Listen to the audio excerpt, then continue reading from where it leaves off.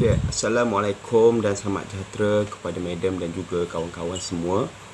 Saya Muhammad Aizat bin Ulul Azmi, iaitu ketua kepada grup 1 yang membentangkan berkaitan dengan masalah pendengaran kanak-kanak. Dan ahli kumpulan saya iaitu Assalamualaikum, Madam. Nama saya Islahia binti Lamri.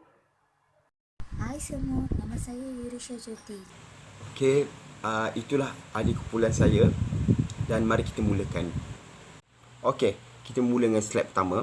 Okey, dalam slide pertama ini kita menerangkan definisi pendengaran, iaitu siapa yang tidak tahu apa itu masalah pendengaran.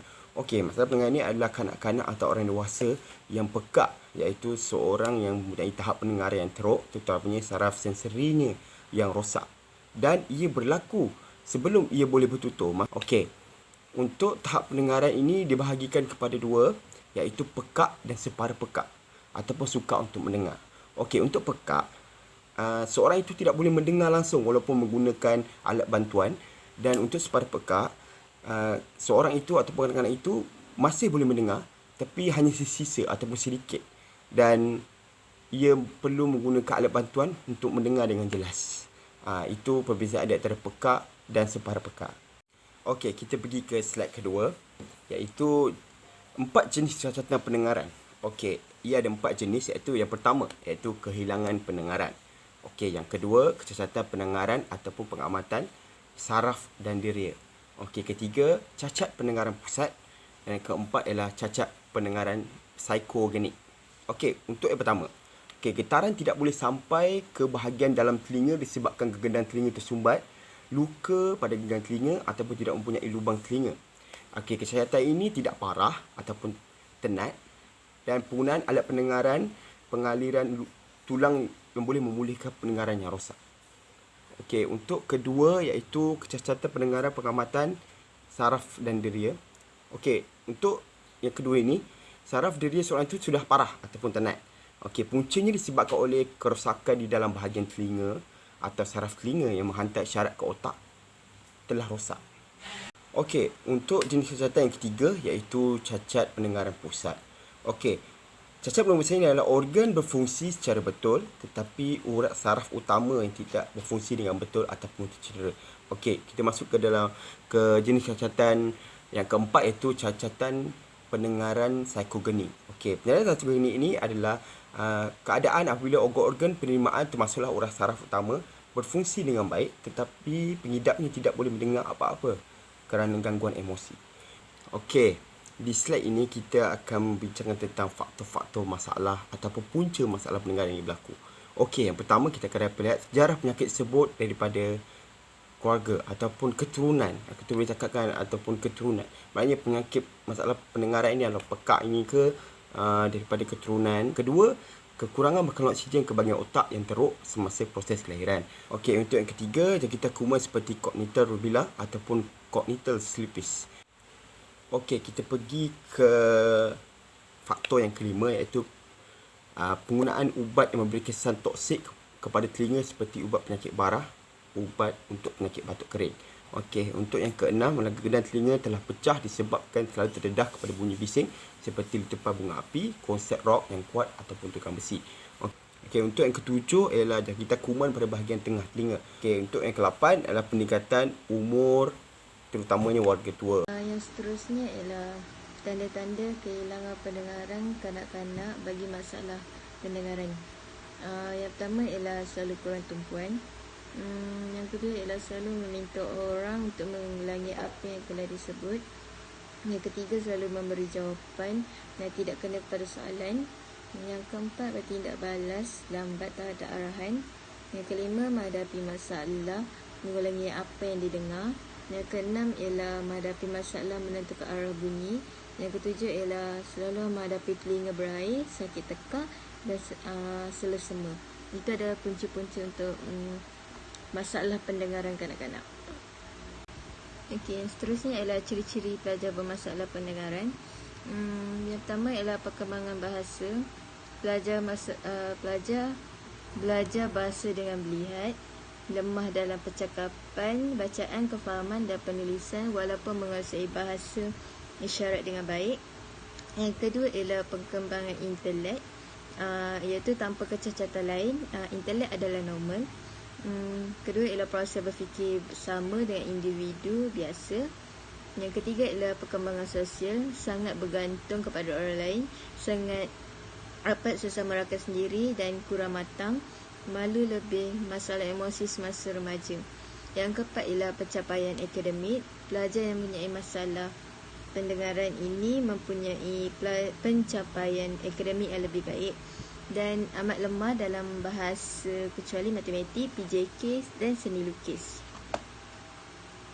Slide seterusnya ialah pengajaran dan pembelajaran pelajar bermasalah pendengaran. Yang pertama ialah isyarat pertuturan. Isyarat pertuturan ini menggunakan pendekatan pembelajaran melalui auditory, visual, literature dan juga pendekatan lisan.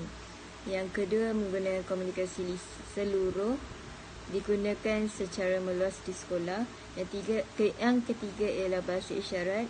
Guna bahasa isyarat dengan untuk mewakili kata-kata, idea dan konsep, dan juga guna ikon untuk sampaikan makna.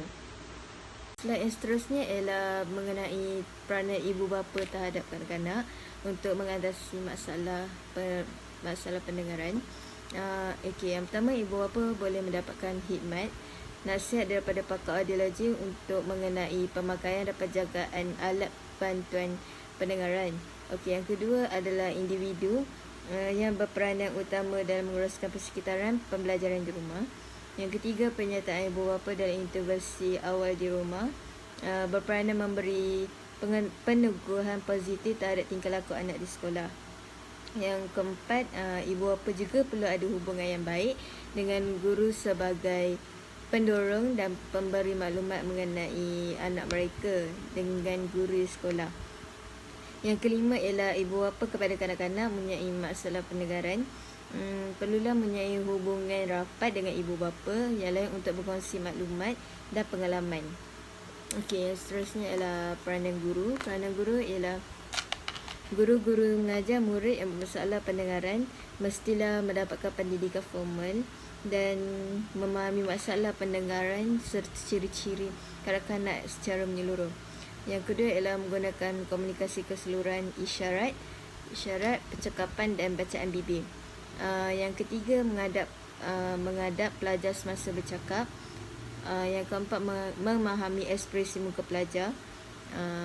Yang kelima, galakkan pelajar yang normal menerima pelajar bermasalah pendengaran. Guru yang terakhir ialah guru bertanggungjawab untuk menyimpan rekod peribadi dan sentiasa mengemas kini supaya perkembangan murid dapat diperbaharui. Langkah-langkah pencegahan masalah pendengaran.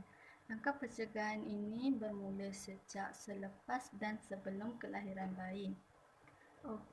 Langkah yang perlu diambil ialah ibu dan golongan remaja yang berusia 12 tahun ke atas perlu mengambil rawatan imunisasi. Yang kita dapat tahu di sini, rawatan imunisasi ini dikategorikan kepada suntikan rubella. Suntikan rubella ini ialah sesuatu penyakit yang boleh menyerang ibu mengandung yang berusia 3 bulan pertama.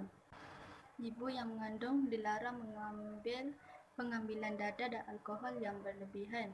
Hal ini akan menyebabkan berlakunya masalah pendengaran dan akan menyebabkan pertumbuhan janin mereka akan terbantut.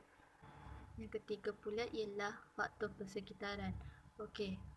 Sebarang kecederaan pada bahagian telinga boleh mengakibatkan kepekakan yang sangat serius kepada kanak-kanak. Yang kedua pula ialah bunyi-bunyi yang sangat kuat. Contohnya memakai earphone, membuka speaker yang terlalu kuat dan sebagainya.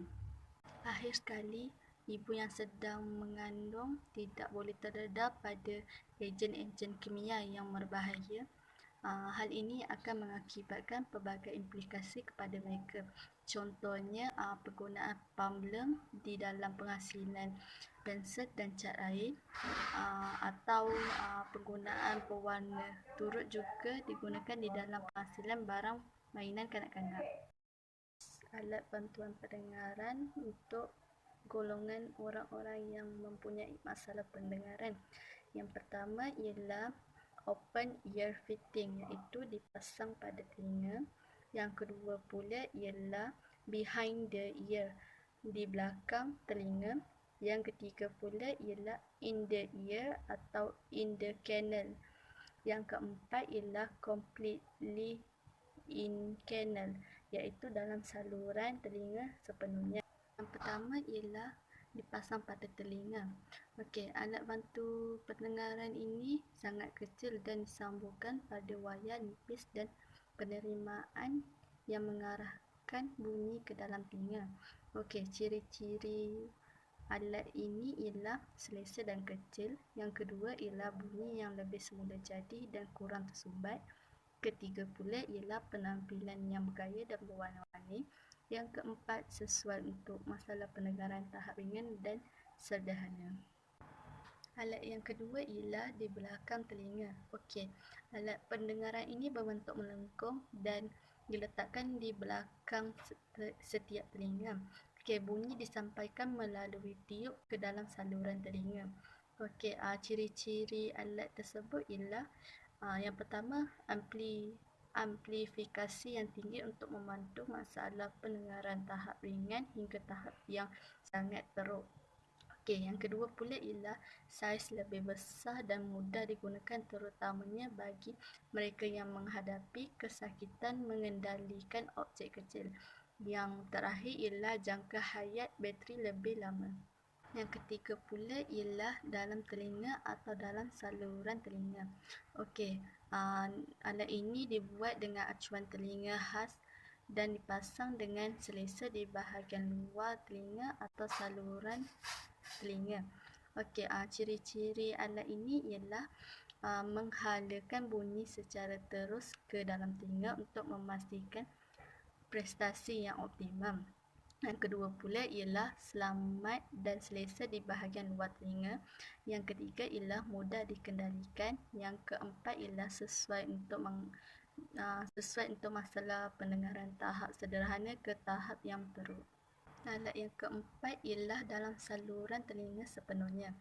Okey, alat bantuan ini sangat kecil yang diletakkan dalam saluran telinga yang membolehkan bunyi terus masuk ke dalam telinga. Okey, ciri-ciri tersebut ialah tersembunyi sesuai untuk pelanggan yang mementingkan penampilan. Yang kedua ialah simulasi cara bunyi masuk ke dalam telinga memberikan kualiti bunyi yang lebih semula jadi sound quality. Okey, yang terakhir ialah sesuai untuk masalah pendengaran tahap ringan, sederhana dan teruk. Bahasa isyarat merupakan kaedah komunikasi yang tidak menggunakan suara tetapi pergerakan tangan, badan dan bibir untuk menyampaikan maklumat dan melahirkan fikiran seorang penutur. Bahasa isyarat berkembang di kalangan komuniti peka dan juga digunakan oleh saudara mara penutur peka serta jurubahasa isyarat. Kesimpulannya ialah masalah pendengaran membawa impak besar terhadap perkembangan kanak-kanak. Namun begitu, sokongan dan kerjasama yang baik antara ahli terapi, ibu bapa dan masyarakat sekeliling menjadi tunjang utama dalam keberkesanan interaktif yang diterima.